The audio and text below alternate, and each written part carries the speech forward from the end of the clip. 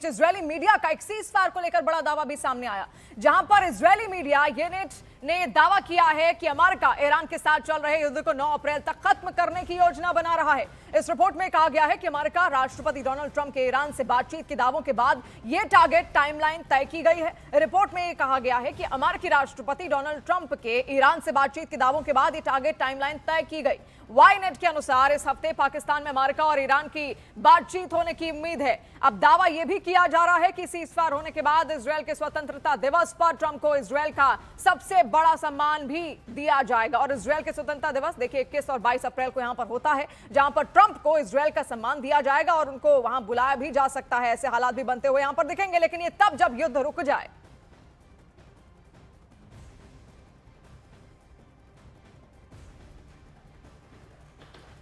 और देखिए ईरान के इस्फहान और खुरम शहर पर मिसाइल हमला हुआ है, जहां पर इस्फहान और खुरम शहर में ऊर्जा केंद्रों पर अटैक किए गए। इजरायल पर ऊर्जा केंद्रों पर हमले का आरोप है। देखिए सबसे ज्यादा चिंता का विषय यही है, जब ऐसी बातें निकलकर युद्ध क्षेत्र से सामने आती हैं तो ऊर्जा का संकट अपने आप पैदा हो, ऐसी आशंकाएं वो बना देती हैं। अभी हालात आप यहां पर देखिए, ये उन जगहों पर टारगेट किया गया जहां ऊर्जा केंद्र थे, जहां से बिजली सप्लाई होती थी या फिर बिजली का प्रोडक्शन होता था या फिर ऑयल का प्रोडक्शन वहां पर होता था। ऐसे क्षेत्रों पर अगर हमला ईरान और इजरायल एक दूसरे पर करेंगे तो इससे देखिए संकट, ऊर्जा का संकट पूरे विश्व में यहां पर पनप सकता है, क्योंकि ये वही देश हैं मिडिल ईस्ट के, ये वही गल्फ कंट्रीज हैं जहां से तेल भारी भरकम मात्रा में आता है। और अगर इनको नुकसान पहुंचा तो तेल का संकट, गैस का संकट, हर चीज का संकट सबके घरों तक यहां पर पहुंच जाएगा। हालांकि अभी भी कोशिश यही की जा रही है कि हालात सामान्य हो, और इसीलिए ट्रंप ने पहले ही कह दिया है कि हम 5 दिन तक तो स्ट्रेट ऑफ हॉर्मुज पर कोई हमला नहीं करेंगे। इस बीच में कोई डील यहां पर ईरान को तैयार करनी होगी, क्योंकि सबसे बड़ी शर्त इजरायल और अमेरिका की यही है कि किसी भी कीमत पर वो कोई भी परमाणु हथियार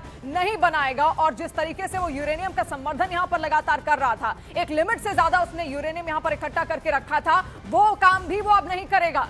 और देखिए ईरान के साथ छिड़ी जंग के दौरान डोनाल्ड ट्रंप ने ऐलान कर दिया कि उनकी सेना अगले 5 दिनों तक ईरान के ऊर्जा ठिकानों पर हमला नहीं करेगी। ट्रंप के मुताबिक ईरान और अमेरिका दोनों ही समझौता करना चाहते हैं और इस दिशा में कई अहम बिंदुओं पर बातचीत भी हुई है और सहमति भी बन गई। ट्रंप ने पत्रकारों के सवालों का जवाब देते हुए बताया कि उनकी ईरान के एक सम्मानित नेता से फोन पर 2 बार बातचीत हो चुकी है। हालांकि ट्रंप ने ईरान के उस नेता का पत्रकारों को कोई नाम नहीं बताया। ट्रंप ने यह भी चेतावनी दी कि आगे की बातचीत सफल नहीं हुई तो ईरान पर हमले जारी रहेंगे। हालांकि ईरान ने ट्रंप के साथ जंग के दौरान इस तरह की किसी भी बातचीत से साफ इंकार कर दिया है।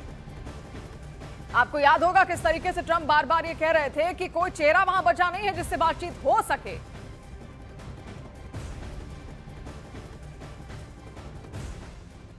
With Mr. President, a top person. Don't forget, we've wiped out the leadership phase 1, phase 2, and largely phase 3. But we're dealing with the man who I believe is the most respected and the leader. It's a little tough. We've wiped out everybody. Is that the Supreme Leader? No, not the Supreme Leader. We don't. Well, nobody heard of the second Supreme Leader, the son.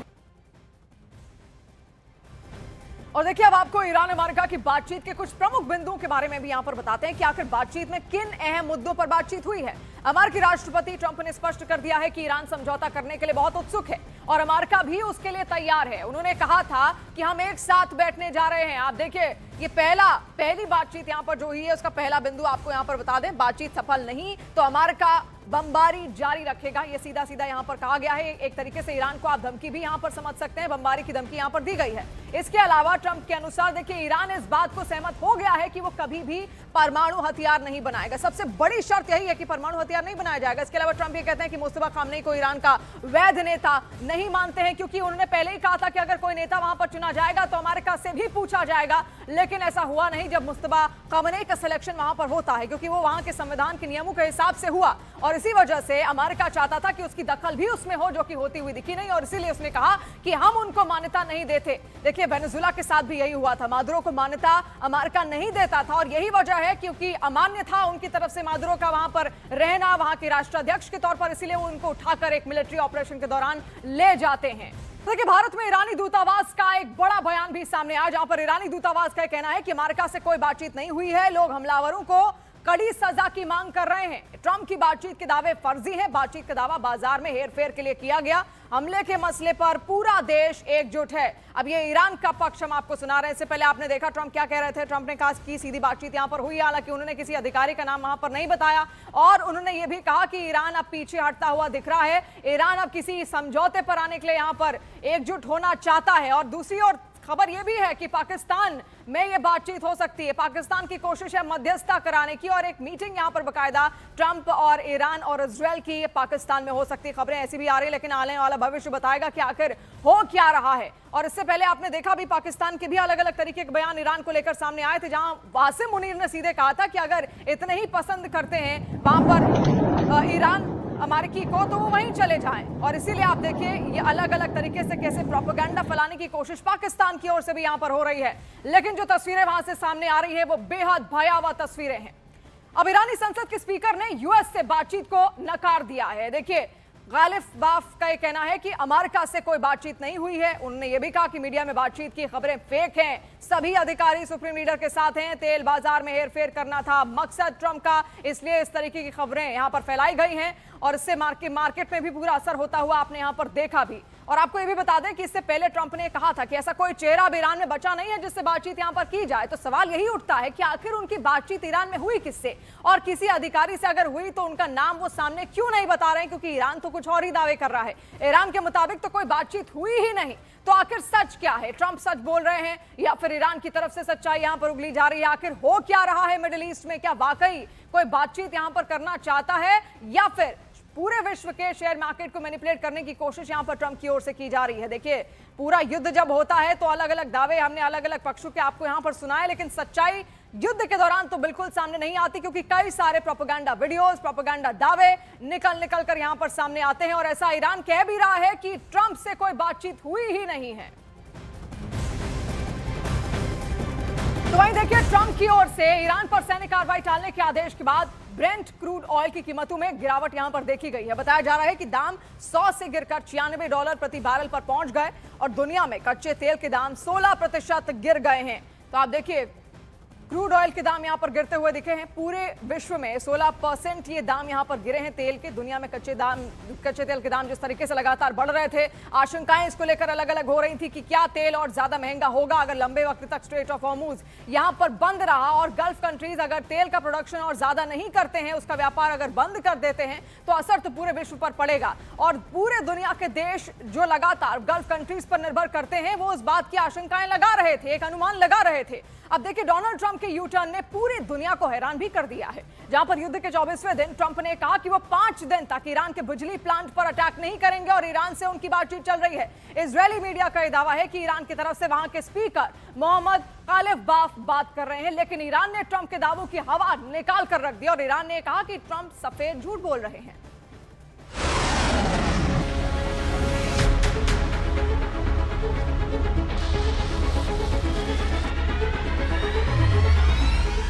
Donald Trump को जैसे ही पता चला कि ऐसे ही लड़ा जाएगा Hormuz का युद्ध, तो सवाल उठा कि क्या ईरान ऐसे ही बचाएगा अपनी जमीन और क्या समंदर में ही खोद डालेगा दुश्मन की कब्र, या फिर अमेरिका के 5000 कमांडो तोड़ डालेंगे ईरान का हॉर्मूज का चक्रव्यूह। अमेरिका ने जैसे ही देखा ईरान का युद्ध ट्रेलर, डोनाल्ड ट्रंप ने किया बहुत बड़ा ऐलान। ट्रंप ने कहा है कि उन्होंने ईरान के बिजली प्लांट पर 5 दिन के लिए हमले टाल दिए हैं। ट्रंप ने कहा है कि ईरान और अमेरिका के बीच सकारात्मक बातचीत हुई है। पूरे पश्चिम एशिया में तनाव पूरी तरह खत्म करने के लिए गंभीर बातचीत हो रही है। So the discussions took place yesterday. They went into yesterday evening. They want very much to make a deal. We'd like to make a deal too. We're going to get together today by probably phone because it's very hard to find a country. It's very hard for them to get out, I guess. But we'll at some point very, very soon meet. We're doing a 5-day period. We'll see how that goes. And if it goes well, we're going to end up with settling this Otherwise, we just keep bombing our little hearts out.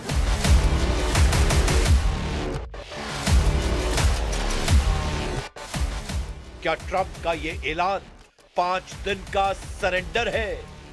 क्या Trump ने हमले की धमकी वापस लेकर Iran के सामने हथियार डाल दिए हैं?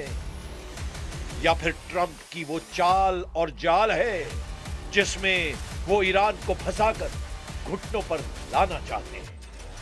लेकिन ट्रंप के ऐलान के बाद इजराइल ने ईरान पर हमले तेज कर दिए हैं और यही इस वक्त युद्ध का सबसे बड़ा सच है जिसने ईरान को पहले से ज्यादा अलर्ट कर दिया है।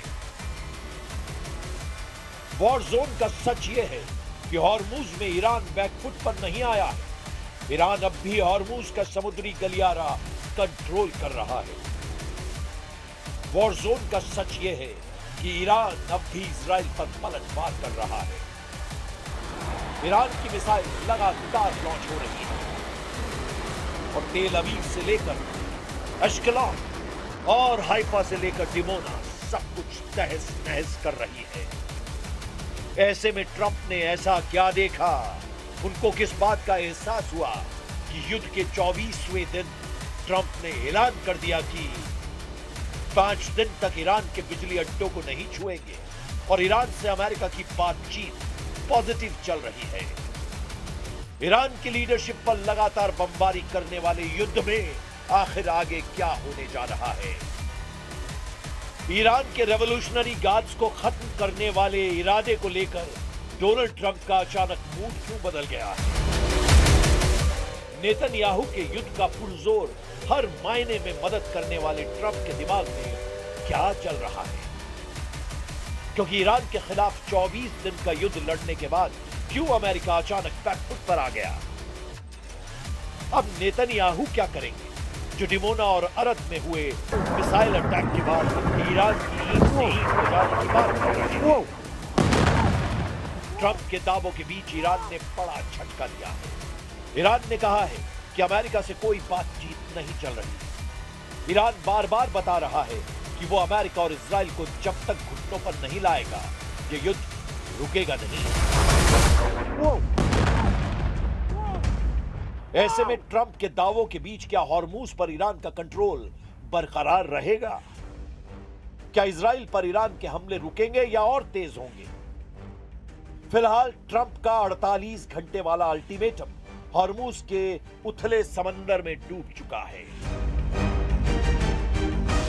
और ईरान ने अपने तेवर भी पहले से और कड़े कर दिए हैं। ईरान को ट्रंप की बातों पर बिल्कुल भी यकीन नहीं और इसीलिए अब भी सवाल उठ रहा है कि क्या हॉर्मुज बनने जा रहा है वर्ल्ड वॉर का एपिसेंटर?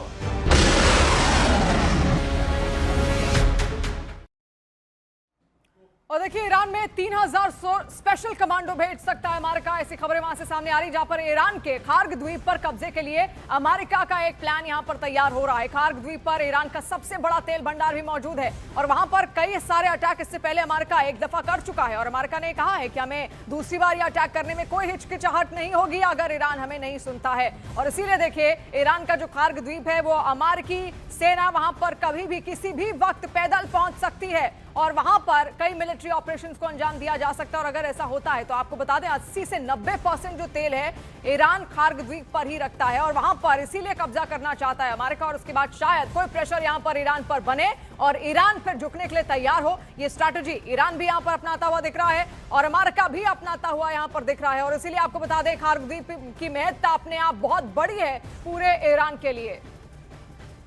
और देखिए ट्रंप ने कहा कि ईरान ने हॉर्मुज स्ट्रेट नहीं खोला तो वो अपने पावर प्लांट्स की तबाही तय समझे। तो इधर ईरान ने पलटवार किया और कहा कि उसके पावर प्लांट पर हमले का मतलब ऐसे मिसाइल अटैक जो पूरे पश्चिम एशिया की बिजली ठप कर देंगे।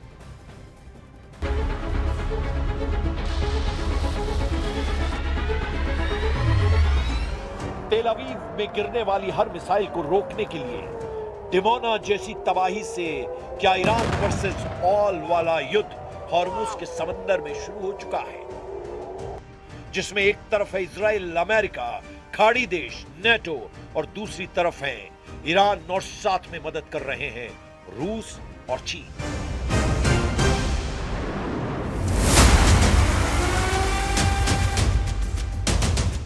डोनाल्ड ट्रंप की हॉर्मूज वाली वार्निंग क्या थी, इसे बहुत गौर से समझिए, क्योंकि यही है हॉर्मूज में वर्ल्ड वॉर की रेड लाइन। ट्रंप ने कहा कि ईरान ने हॉर्मूज स्ट्रेट नहीं खोला तो अपने पावर प्लांट्स की तबाही तय समझे ईरान ने पलटवार किया, बोला उसके पावर प्लांट पर हमले का मतलब ऐसे मिसाइल अटैक जो पूरे पश्चिम एशिया की बिजली ठप कर देंगे। इजराइल के सभी वाटर प्लांट पर हमला किया जाएगा और वहां का परमाणु रिएक्टर भी सुरक्षित नहीं बचेगा। इसके बाद ट्रंप ने कहा हम 5 दिन तक ईरान के बिजली प्लांट पर हमला नहीं करेंगे। ईरान से बातचीत अच्छी चल रही है। इस युद्ध में नेटो ने भी ट्रंप को बहुत बड़ा झटका दिया है, ऐसा शॉक जिसके बाद ट्रंप और नेतन्याहू खुद को बहुत अकेला महसूस करने लगे हैं। मुद्दा डिएगो गार्सिया पर ईरान के मिसाइल अटैक का बना, लेकिन नेटो चीफ ने कह दिया है कि ईरान के मिसाइल अटैक का कोई सबूत नहीं है। डिएगो गार्सिया को कंट्रोल करने वाले ब्रिटेन के प्रधानमंत्री ने भी कह दिया है ईरान ने उनके आइलैंड पर हमला नहीं किया। Well, look, we carry out assessments all the time in order to keep us safe, and there's no assessment that we're being targeted in that way at all. Trump का record और Netanyahu के विध्वंसक इरादों ने पहले भी बताया है कि युद्ध में कुछ भी हो सकता है। ईरान के खिलाफ अमेरिका और इजराइल की जंग किसी भी वक्त यू टर्न से लेकर जिगजैग वाली करवट भी ले सकती है।